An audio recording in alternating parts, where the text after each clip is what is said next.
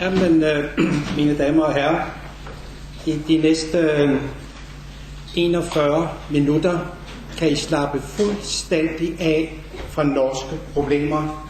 I kan ovenikøbet også glemme det norske sprog, for nu vil jeg snakke på dansk. Jeg vil tage jer til en lille drømmerejse, eller en lille rejse til Danmark. Det er ikke sikkert, det bliver en drømmerejse, måske snarere et lille mareridt. Jeg vil godt præsenteres, når jeg kommer hjem. Det siger, der været Norge. Ja. Jeg vil også lige korrigere, at jeg er ikke psykologspecialist. Jeg ved slet ikke, hvad det er.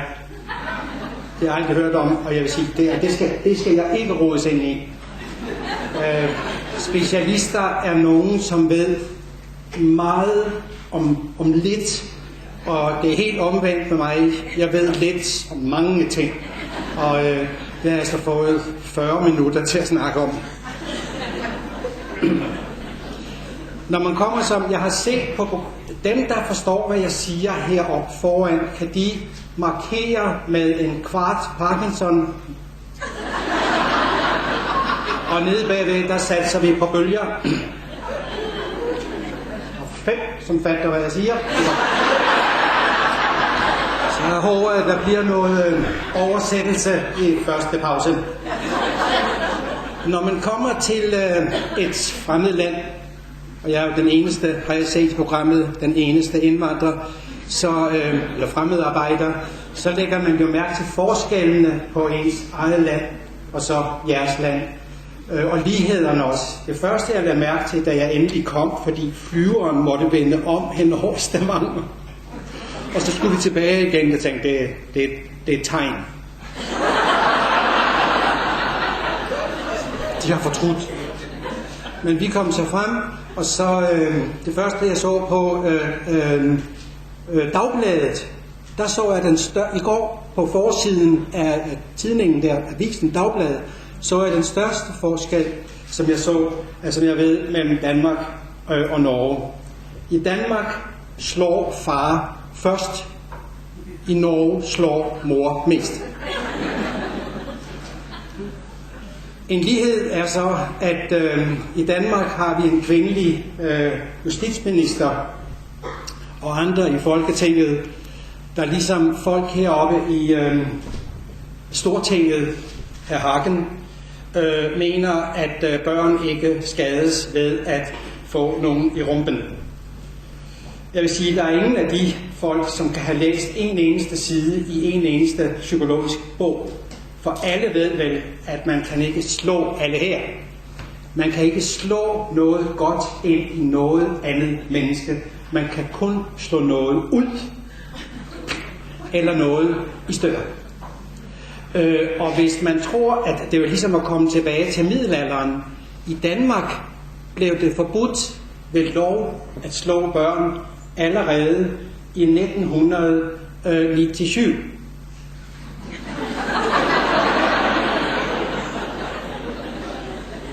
Kun 8 år efter jer, og 25 år efter svenskerne. Men de har jo også så travlt derovre. Jeg mener, at det er, at man bliver ved med at tro på det, er faktisk meget, meget trist. Og da det er ulovligt, så går jeg ud fra, at der er nogen her i forsamlingen, som har meldt hr. Hagen til kriminalpolitiet. Einstein, for nu lige at starte med ham, har jo sagt, I ved ham med bomben, han har blandt andet sagt jo, alt er relativt. Men på et punkt har han sagt noget meget, meget præcist. Og det er, folk som tror, at man kan løse det samme problem med de samme metoder igen og igen, uden at opnå et positivt resultat, er at betragte som idioter. Så nu ved vi, hvem der har været. Ingen navne. Med hensyn til det her, det er indledningen, selve foredraget har jeg koncentreret til 12 minutter, så det vil jeg lægge hen til sidst. og så skal vi så have tiden til at gå frem til der. Det der curling-begreb kom jeg til at sige i en sammenhæng, og så får man jo et stempel, og så var jeg nødt til at skrive en bog for at komme ud af det. Fordi jeg arbejder ikke så meget med curlingforældre mere. Jeg arbejder nu for fuld, altså jeg er konsulent nu, altså freelance hedder det, for Socialministeriet, og arbejder med ude i noget, der hedder Servicestyrelsen. Det er fuldstændigt åndssvagt navn. Hvis I vidste, hvordan man bruger sproget, det danske sprog, de siger, at folk skal have service, og så kommer de op, ja, jeg skal lige serviceres. Service er der noget, man skal have på en restaurant, eller en tankstation, og hvis man kommer op der og vil have service, det jeg mener, det skulle ikke hedde Servicestyrelsen, det skulle hedde Udfordringsstyrelsen, Forandringsstyrelsen, eller noget i den stil, men det er sådan skal være. Og det jeg arbejder med der, det er noget, som faktisk det er nok sammenhængende med nogle af de problemer, som vi kan se hos betegnelsen der, curlingforældre, men jeg har udarbejdet en model, som går på en samarbejdsmodel, hvordan man kan få en tværfaglig samarbejdsmodel for udsatte børn og unge, for dem får vi flere og flere af i Danmark. De økonomiske. Yes. Okay. Men det er tit, når jeg siger sådan nogle ting, så er der nogen, der vil slås med det. Altså, det er mere derhjemme.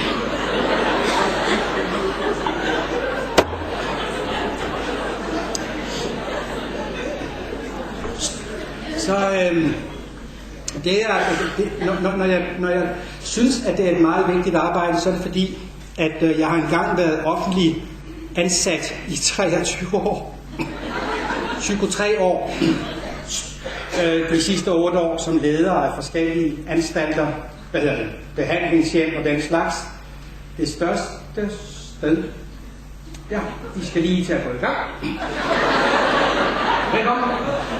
Det største sted, der arbejdede vi med 42 børn med såkaldte adfærdsvanskeligheder, og der var ansat 93 personer.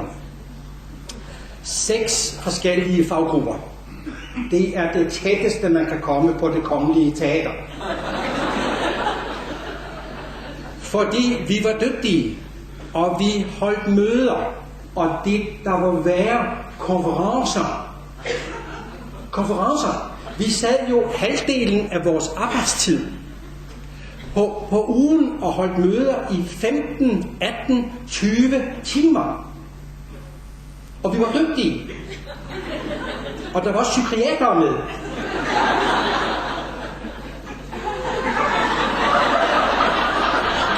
Og de kan godt være flinke.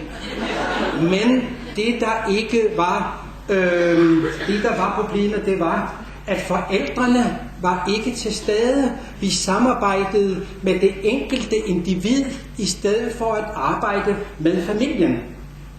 Og det virkede jo som organiseret tidsspilde. Og jeg tabte troen på behandling. Behandling i Danmark virker ikke. Og det var ikke fordi vi ikke lavede, og vi snakkede. Det jeg bygger det på, det var, at de børn, som var kommet ind på institutionen, kom i alderen 10, 11, 12 år og nåede så at blive teenager. Hedder det heroppe?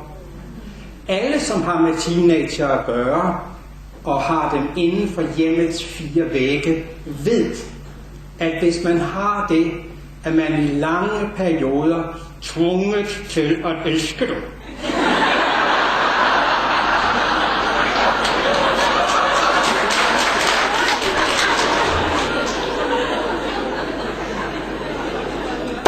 Ellers kan man ikke holde dem ud. Og det hænger jo sammen med, at alle teenager betragter folk over 30, som om de er præsenil demente. La, la, la. Og det eneste, vi kigger på i Danmark, det er vores kontokort. Så jeg gik op, og de var der i snit på institutionen i 3 år. og 90-90% kom ikke hjem i deres egen familie. Og det betragter jeg som Sisyfos arbejde. Man går og triller sten op ad bjerget og får dem tilbage i nakken efter 3 år. Og jeg hører til dem, som siger, at bare fordi jeg arbejder med mennesker, så vil jeg altså også se resultater af min indsats. Jeg gik op, vi fik alt for sent kontakt med de her børn, og så blev de eksporteret ind på institutionen. Forældrene blev koblet af. Helt absurd, ved vi nu. Og det kunne I da aldrig finde på at gøre her. Ikke rigtigt. Ikke meget længere. Det gik op og sagde til fylkekommunaldirektøren og sagde, at vi skal ikke arbejde med behandling med så store børn uden deres familier. Vi skal arbejde med profylakse. Vi skal forebygge, at børn kommer ind på anstalter, som er de mindst velegnede opvækststeder for børn. Snakker jeg for hurtigt? Så skal I høre, hvor hurtigt jeg snakker Danmark. Jeg kan fandme kræve. Altså det værste ved at stå her i Norge, det er, i Danmark, der ved jeg ikke, hvad jeg siger. Jeg siger det bare.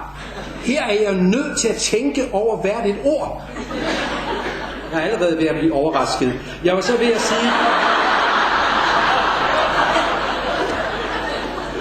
Jamen, det kan jeg lyde lidt sammenhængende.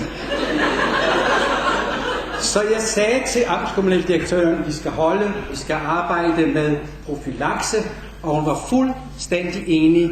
Problemet i Danmark er, at der ikke er afsat 5 flade øre til forebyggelse. Vi bruger alle pengene i den sidste ende, hvor problemerne er vokset ud af hende. Sådan er det. Ingen penge, så var det, jeg sagde efter 3 år farvel, og jeg har så arbejdet siden da som konsulent. Og med det her sidste projekt, som er meget opsat på, fordi det går på, det er at få... I Danmark har vi noget, det er stadigvæk indledningen. I Danmark har vi noget, som hedder, eller mange folk har noget, der hedder faglig stolthed. Jo mere stolt man er, jo mere kan man blive såret. Så det jeg snakker med mine fagfæller om, det er, vi skal ikke arbejde med faglig stolthed. Det er alt for følelsesmæssigt et engagement. Jeg synes, vi skal arbejde med faglig glæde. Man skal have glæde af sit fag, når man kan se, at man opnår et resultat. Punkt 1. Punkt 2. I stedet for at arbejde følelsesmæssigt, skal vi arbejde sagligt. Hovedet koldt, hjertet på rette plads. Og det projekt, som de har sendt mig ud i, det er at få systemet til at arbejde systemisk. I stedet for, at vi har arbejdet alt for spredt. Og man kan sige, at det vi har arbejdet med også i Danmark, det er, hvordan kan vi afskaffe eller forhindre den negative sociale arv.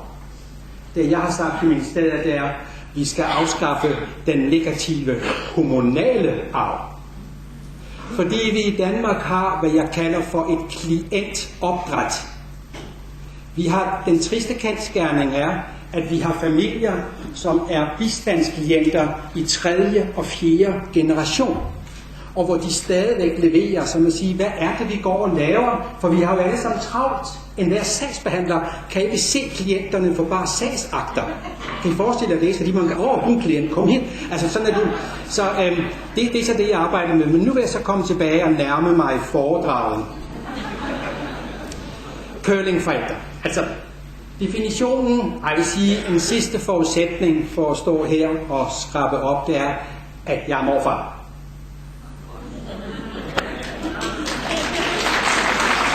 Man skulle faktisk først få børn, når man er over 60. Det siger min datter. Det er et lukket møde. Der kommer ikke noget ud.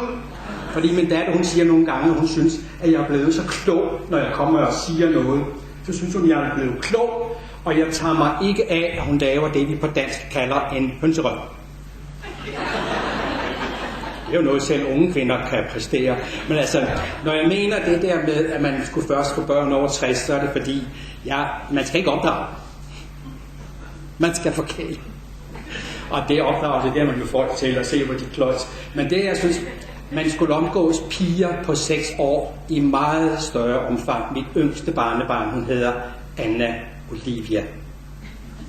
Men det kan man godt hedde.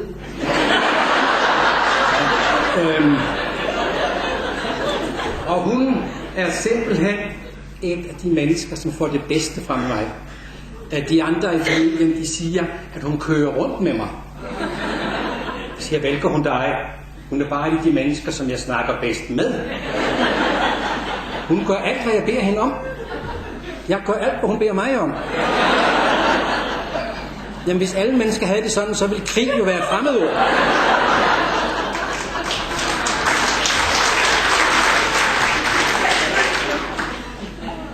Jeg er vist ikke den eneste bedste forælder til stede. Curling, den korteste definition, er forældre, som giver deres børn omsorg i for stort et omfang. Det vil sige, forveksler omsorg og service. Jeg tror ikke, at man kan elske sine børn for meget. Jeg tror ikke, at man kan give børn for meget omsorg af den ægte vare. Men hvis man forveksler omsorg og service, så får man omsorgskrævende børn. Det er A, B, C.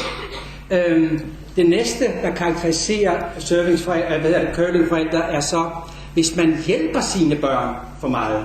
Det er jo ikke sådan, så jeg mener, at man skal sige til børn, er du Guds søn, så hjælp du dig selv. Så kan vi mødes, når du bliver 18. Det er ikke det, jeg snakker om. Jeg konstaterer bare, hvis man hjælper sine børn på for mange og alt for utræede områder, så får man hjælpeløse børn. Man stjæler alle problemerne fra børn, og stjæler derved også løsningerne fra dem. Og så får vi nogle børn, det vil jeg godt have skrevet, får nogle børn, som jeg i Danmark kalder 1. maj-børn. Og det har ikke noget med politik at gøre. Det er mig, 1. maj, 1. maj, 1. maj. Det er simpelthen... Okay. Den forstod de ikke i Sverige. De sagde til mig, hedder det ikke mig først barn? Nej, det hedder det ikke, det hedder 1. maj. Så er det forældre, som har demokratiseret relationen mellem børn og voksne i ekstrem grad. Og endelig forældre, som vil forhandle om alt. Som tror, at man kan i tale sætte børn. Altså hvis bare vi snakker længe nok, så skal det nok gå alt sammen. Tænk en gang. Det starter allerede med de helt små børn. Jeg var ude 24 minutter endnu. Jeg var ude hos en... hvorfor tager man herop og snakker så kort? Jeg var ude i en familie med en mor, en veluddannet mor, og et barn på 2,5 år. Og så siger barnet, mor, jeg vil have vingummier, jeg vil have vingummier. Og allerede der begynder mange danske forældre af et bestemt køn at give deres små børn helseforelæsninger, og hende moren, og tit når de gør det, går stemmen en oktav op. Og moren sagde, jamen hør nu her, Alexander, man kan jo ikke leve af vingummier. Og jeg stod og tænkte, gud kan man da så.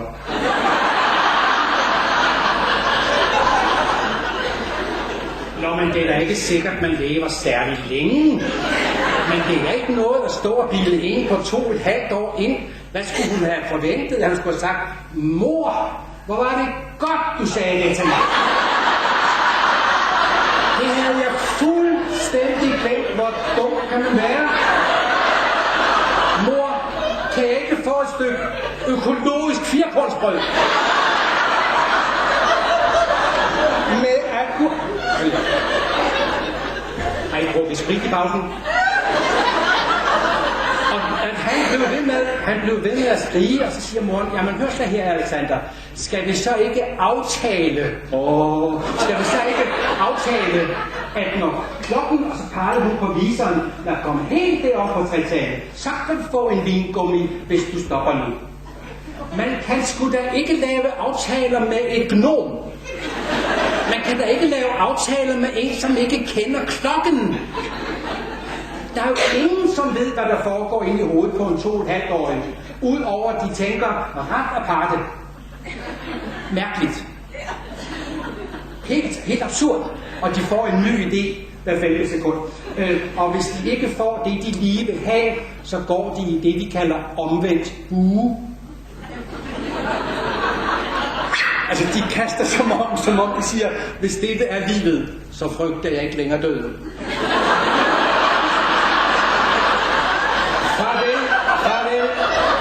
Farvel til slægt og venner, ikke også? Så, men nu skal jeg høre, jeg var så ude i en anden familie, hvor det var en hedder det sygeplejerske på norsk. På svensk, hvad det hedder på svensk, det kan man ikke sige. Det hedder sjuksköterska.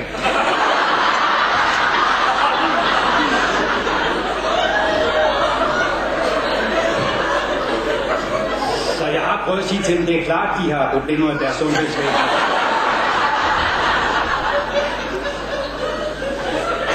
Men denne sygeplejerske heldigvis havde 2 børn, en på 13, Magnus, og en på 11, Janus. Og det er kommet på besøg, altså i en skilsmissesag. Jeg har 40 sager om året, det vil sige, jeg kommer i 80 danske familier hvert år, 4-5 gange. Og hvis vi tager de sidste 10 år, så har jeg altså været i 800 danske familier. Og jeg er hver eneste gang lige overrasket over, hvor mange børn, der fra 3-årsalderen har ramt af kontorchef.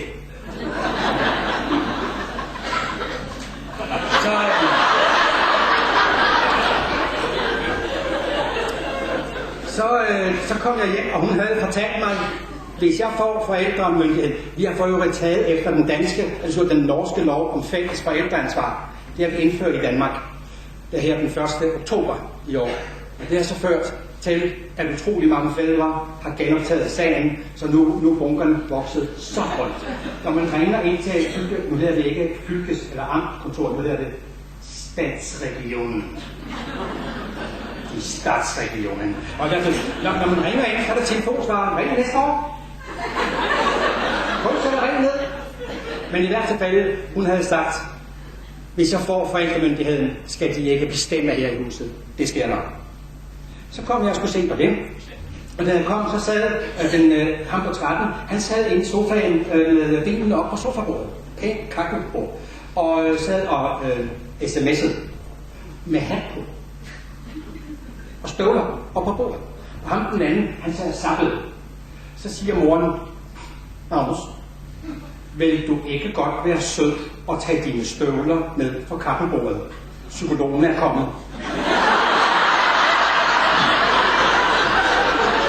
Ved I, hvad Magnus han sagde? Han så op på hende og sagde, hvorfor det? Så fortsatte han. Han havde så nogle store tommelfingre. Det får de. Og så er der en tendens til, at fingrene vokser sammen. Der får de svømme ud. Så siger hun, Magnus, skal du vise dig for psykologen? Og jeg tænkte, det behøver han ikke, der ser alt. Og hun stod der og diskuterede med ham og prøvede ham for, og hun sagde, er du ude på at gøre mor arg? Jeg tænkte, jeg skal ikke ude på, det har han succes med. Hun stod og interviewede ham, og han sad der med benene op. Hvad gør I Norge, hvis der er nogen, der sidder med benene op på bordet? Men flytter der bordet. Eller tager benene ned. Ikke også, man står der ikke og begynder at forhandle og sådan noget. Og hun var fuldt, kender I det, når kvinder kan flamme. Og hun blev fuldstændig rød her, og tænkte, det er godt styret. Og da det begynder at komme op, så kan det jo ligne noget helt andet. Så i hvert fald, så på et tidspunkt, så hun på sit ur, og så kom hun helt ud af stilart, og hun foretog en metamorfose, hun lavede forandring. Hun sagde, Gud, klokken er 3, vi skal have eftermiddagsdrik. Så gik hun hen og spurgte ham på 13, og hvad skal du så have? Altså, han måtte så slippe øjnene fra fjernsynet. Ja, han ville godt have 2 ristede brød med Nutella og tyggegummi.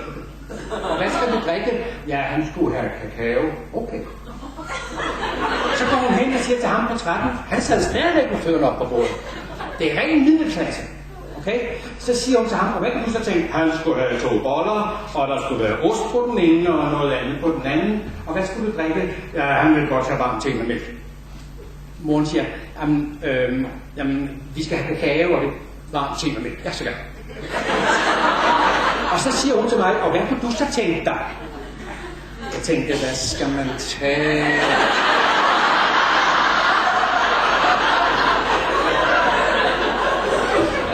sagtens drikke uden om mor mig, så skulle jeg tage en Irish coffee. På den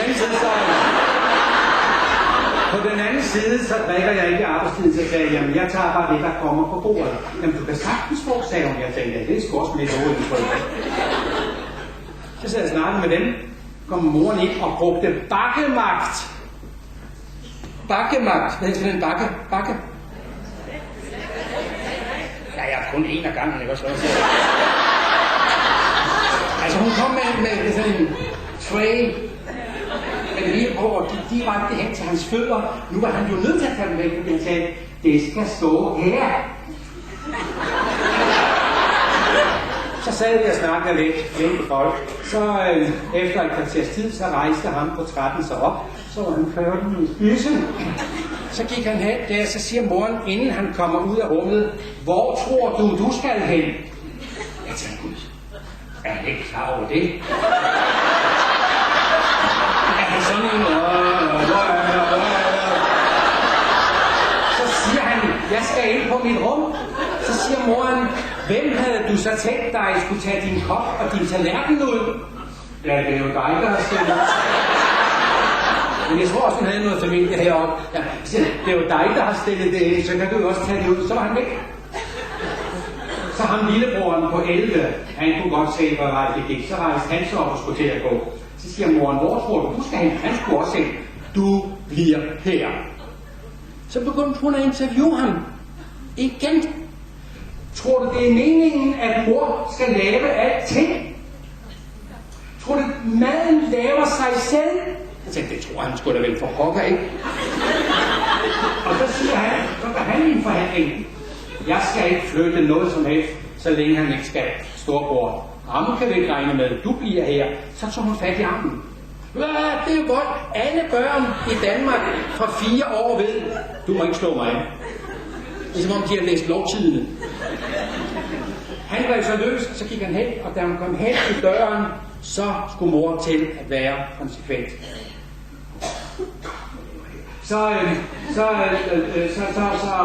råbte han til, nu råbte hun til ham, kom herind! Og så vendte han sig om og sagde,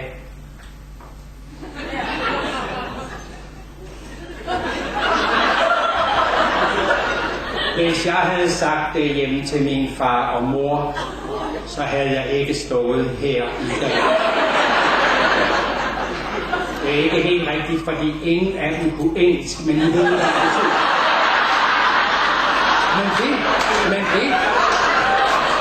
Men det, som jeg vil sige med det er, at det var en familie, hvor man kan sige, at systemerne var glædet inden for den, vi kalder systemteorien.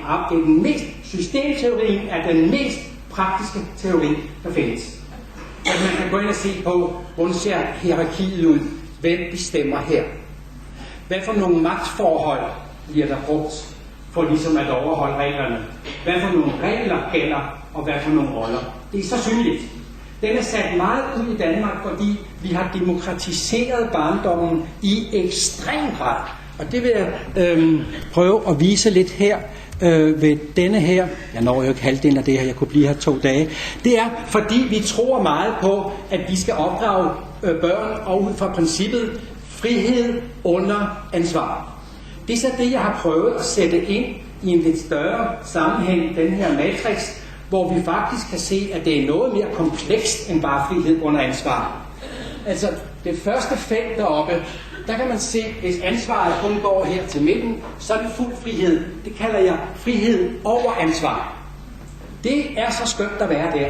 Der kan man lege, og man kan synge, og man kan danse, og man kan... Det er ligesom at være alene hjemme, kan I huske dengang? Nå, jeg har måske aldrig været alene hjemme. Men det er et felt. Der gælder særlige regler der. Det næste felt, det kalder jeg så frihed og ansvar. Det er der slaget slås. Det er der, hvor vi leger sammen. Opdragelse er inddragelse. Altså hvis man vil noget med sine børn, så skal man afsætte tid til det. Og det er et helvedes svineri, mens de er små, men det er der slaget slås. Men det er altså også et felt. Og der er så lege, både i skole, børnehage og hjemme. Noget kan forhandles, men selvfølgelig skal man blive klar over, hvad kan forhandles, men frem for alt, hvad kan ikke forhandles. For eksempel, hvad må man kalde sin mor? uanset om der er en psykolog til stede eller ej. Der, hvor det begynder at blive interessant, det er her, hvor jeg siger frihed under ansvar. Det er faktisk her, hvor der ikke er frit valg på alle hylder, men hvor der er pligter, en for alle, alle for en. Altså, og barndommen er jo den periode, hvor vores børn står i lære som mennesker, og vi lærer dem ikke kun det gode, vi lærer dem det hele. Og det er en illusion at tro, at man kan være sammen med børn, uden der opstår konflikter. Det er en illusion. Jeg hører så til dem, der siger, at vi skal vælge vores konflikter med omhu. Og det ville jo vel nok være en god idé for sygeplejersken at tage konflikten med Junior, mens jeg var til stede, i stedet for at udsætte den og sige til mig, sådan plejer de aldrig der. Alle de familier, jeg kommer i, siger forældrene, hvorfor er du sådan i dag? Sådan plejer du da ikke at være. Skal du vise dig for manden? Det er som om alle børn siger, når det er dig, der er børnepsykolog, du skal da se, hvem der kører med gæden her. Men det er faktisk her skal slås. Og hvis de ikke vil være med til noget af det, så er det ikke noget frihed, og så er det ikke noget ansvar derhen. Og der mener jeg, at der findes stort set 3 forskellige ting, som vi har tilbage som voksne. Og det er det, der hedder konsekvenser. Man kan sige, aldrig nogensinde før i verdenshistorien, og slet ikke i vores del af verden, er så mange børn blevet respekteret for det, de er, nemlig lige værdige medskabninger. Og Gud skal takke lov for det. Men i kampens hede ser der ud til at være sket det, at vi respekterer dem for det, de er, men de har ikke lært at respektere os for det, vi er, de voksne og dem, der bestemmer. Og hvis det går helt galt, så kan de miste, så kan de komme i isolation. Ind, siger man derhjemme, og i andre steder siger man ud. Det er isolation. I Danmark er der nogen, der siger, det er vel nok gammeldags. De siger, det er noget af det ældste, vi har. Vi har haft konger og dronninger i Danmark, som har siddet i isolation i 30-40 år, så det er jo ikke noget nyt. Men og det er ikke alt, der er gammeldags, der er dårligt. Det næste, det er så begrænsning eller tab af privilegier. Børn må vide, at de kan miste et privilegium. Det er ikke Guds skabt, og de skal endelig også vide, at de kan få begrænset deres frihed. Og det, jeg arbejder med, når jeg så træner pædagoger i det, de ikke lærte på seminariet, nemlig pædagogik, det er faktisk ikke så sjovt. Fordi hvis de vidste det, så ville de jo ikke ringe til mig og sige, hvad skal vi gøre, når Patrick ikke hører efter, hvad der bliver sagt. Hvis de vidste det, ville de sige det til Patrick. Det næste, man ikke lærer på danske højskoler, det er den svære samtale. Hvordan gør vi forældrene det fuldstændig klart fra første dag, at uanset hvad er og bliver det deres ansvar, at deres barn har en acceptabel, hensigtsmæssig adfærd. Og den må vi holde fast i, indtil de har drukket sig halvt ihjel eller har gået på stoffer. Okay? Men så længe der er liv, er der også håb. Og det er her, hvor jeg udfordrer mine danske kollegaer på vores måde at tænke på om de andre. Og den går på blandt andet at få en fælles referenceramme og tage udgangspunkt i, det der virker er det rigtige. Og jeg hører tit, når jeg superviserer folk i sektoren, at vi har prøvet alt. Og der er mit modsvar, når alt er prøvet, så prøv noget nyt. Hvad er alternativet? Det er ikke de andre, der nødvendigvis er dumme og dårlige. Det er os, der som de professionelle, faglige personer, er nødt til at gå tilbage til vores faglige udgangspunkt og sige, hvad kan vi gøre anderledes som forudsætning for, at de kan gøre noget anderledes. Ud fra den socialpsykologiske lovmæssighed, som jeg engang hørte af en norsk psykolog, som var nede og holdt konference nede i Danmark, som sagde 2 ting. Al adfærd situationsbestemmes. Vi er på bestemte måder i bestemte situationer. Punkt 2. Al adfærd person forankres. Vi er på bestemte måder afhængige af, hvem vi er sammen med. Og det betyder jo oversat, at hvis du vil ændre verden, så start med dig selv. Hvad kan jeg eller vi gøre i vores team som forudsætning for, at de andre gør noget andet? Sådan tror jeg, at tingene hænger sammen, og det er jeg simpelthen nødt til. For jeg har ikke tid til at afvente, at de andre forandrer sig. Har I lagt mærke til, hvor lang tid man skal afsætte til, at de andre forandrer sig? Også derhjemme.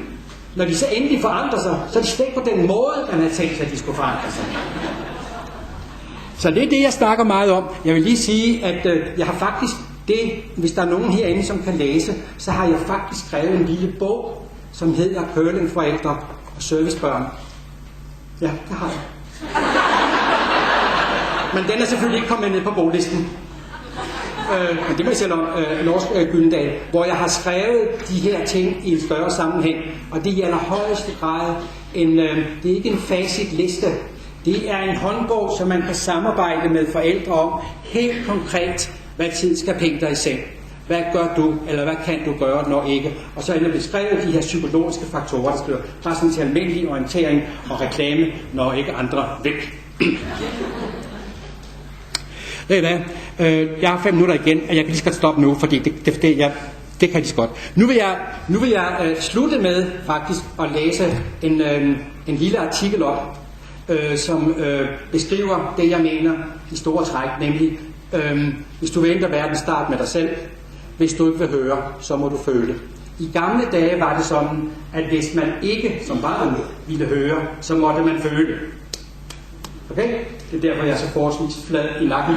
Altså. Men nu er det jo afskaffet, bortset fra de der, vi aftalte før, med Einstein og de der typer der. Så det, jeg vil vise her, det er sådan set en artikel, hvor enkelt det kan siges. Jo, jeg var lige over i pausen på Kunstmuseet herovre, hvor der kører en video. Har I været inde set den? Hvor der er en dame inde i et rum, hun står og filmer, og det eneste, hun står og laver, det er, at hun står og smadrer vinflasker. Er der nogen, der har set den? Som om, at jeg tolker det til manden, at hun siger til manden, nu kan det være nok. Og hun smadrer 30.000. Den skal I godt se. Det er sådan virkelig. Jeg var helt flad at grine damen fra billetkontoret og kom ind og spurgte, om jeg oplevede dårligt. Nej, altså. Men det jeg mener med det er, at nogle gange kan tingene sige så enkelt. Jeg når altid lige nøjagtigt det, jeg når, og det har jeg nået nu, lige et øjeblik. Jo, inden når jeg har læst den her, så skynder jeg mig at gå. Vi skal ned og have bussen til lufthavnen. Vi håber, den flyver i det. Jeg vil lige sige, nu er det ikke fordi, jeg tror eller bilder mig ind, at alting er at lave, at vi står ved verdens afgrund. Det er slet ikke det. Vi har masser at se til, men fordelen nu om dagen, det er, at vi kan snakke mere om det, og vi ved mere om det. Psykologien er nu om dagen så velbeskrevet, at alt, hvad vi går og gør, har et navn. Men for lige at sætte det ind i historisk perspektiv, vil jeg lige minde om, hvad Sokrates sagde i år, ikke fordi jeg selv har snakket med ham, i år 425 før Kristi fødsel. Citat. Børn er tyranner. De sluger deres mad, hører ikke efter, hvad deres forældre siger, og tyranniserer deres lærere. Er det alligevel ikke noget at tænke over, hvis det var? Jeg tager lige den her. Kvinde overhældt med sirup. Irriteret vendte damen i supermarkedets kassekø sig op til moren med en 4-årig dreng og bad hende sørge for, at knægten ikke blev ved med at skubbe hende i bagdelen med indkøbsvognen. Og der skal jo se en på 4 år stå sådan her. Og så står der sådan en dame, så tak skal du have. Det kan jeg ikke tage mig af, det er min søns måde at afreagere på, sagde moren. Damen foran havde fået revet sine strømpebukser og blev ked af det. Stemningen i det store kassekøen i det store supermarked i Silkeborg var temmelig trykket, men blev helt anderledes et øjeblik senere, for bag moren stod der en mand, som blandt andet havde købt et glas sirup. Han åbnede sirupskrukken og begyndte at hælde sirup ud i hovedet på moren. Hun råbte og skreg og protesterede. Det er min måde at afreagere på, sagde manden roligt og blev afbrudt af en mand bag ham i køen, som råbte til kassedamen. Den sirup vil jeg betale. Det er min måde at afreagere på. Og så står der, at bestyreren i det store supermarked bekræfter episoden. Og det jeg vil vædde på, det er, at næste gang hun kommer ind i supermarkedet, så vil hun sige til Junior, små slag, ikke skubbe, ikke masse, vi skal være her alle sammen, og jeg er helt sikker på, at hun vil holde et meget vågent øje med sine bagmænd. Og det her vil jeg sige, da jeg var færdig med at grine, det er ikke alting, der er gammelt, der er dårligt. Børn skal vide, der er nogen, der bestemmer, og jeg snakker ikke kæft, trit og retning. Og samtidig skal vi andre jo selvfølgelig lære at snakke til børn, som vi vil have, at de skal snakke til os, og være mod dem, som vi vil have, at de skal være mod os. Amen!